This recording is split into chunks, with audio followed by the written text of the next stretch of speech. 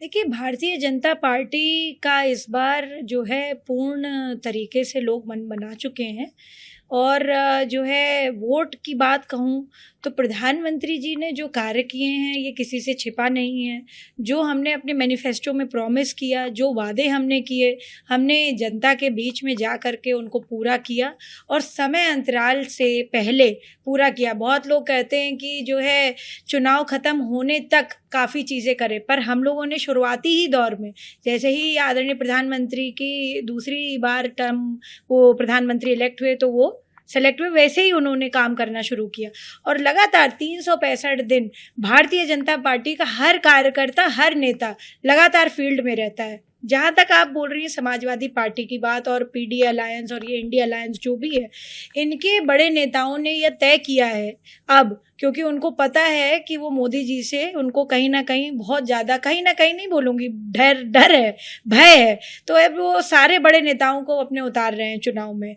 और पहले जो माना जाता था कि भाई केक वॉक की तरह जीत जाएंगे, हम कहीं से भी लड़ जाएंगे, हम जीत जाएंगे, तो ऐसा नहीं है। जबकि मैं तो ये कहूँगी कि आदरणीय नेताजी यानी मुलायम सिंह जी, जो मेरे ससुर भी हैं, उनकी वजह से जो है बहुत सारी सीट्स सेफ मानी गई, क्योंकि उन्होंने अपने दम पे और अपने पीपल्स कनेक्ट की वजह से वो उस पे मेहनत करके उन सीट्स को बड़ा सेफगार्ड बनाया। पर उन सीटों पर भी भारतीय जनता पार्टी ने अपने वर्चस्व स्थापित किया है, कमल का फूल उन सीटों पर भी खिला है। तो मैं ये कहूँगी कि ये सारे जितने अलायंस वाले लोग हैं, इंडिया अलायंस वाले लोग, ये लोग अब यह तय कर चुके हैं कि मोदी जी को हमें अगर जो है हराना है या हमें जो है इस तरह से करना है कि जो है कहीं उनके मुकाबला हम कर सके, तो हमारी सीनियर लीडरशिप को उतरना पड़ेगा। उस तहत जो है इन्होंने भी अपना नामांकन भरा है।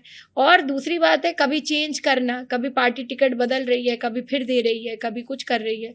तो ये सब बहुत सारी चीज़ें हैं जिस पे मुझे लगता है कि जाने की आवश्यकता नहीं है।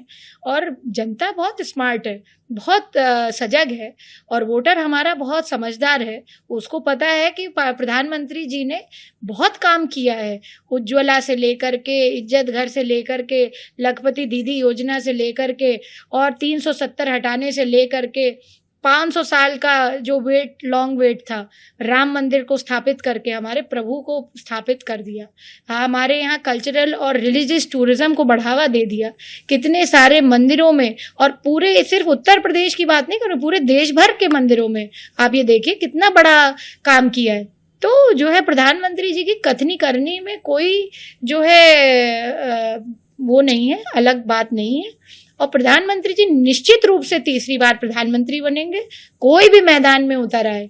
जो है मुझे पता है भारतीय जनता पार्टी अपनी पूर्ण बहुमत की सरकार बनाएगी और बनाने जा रही है। जी, तो अगली बार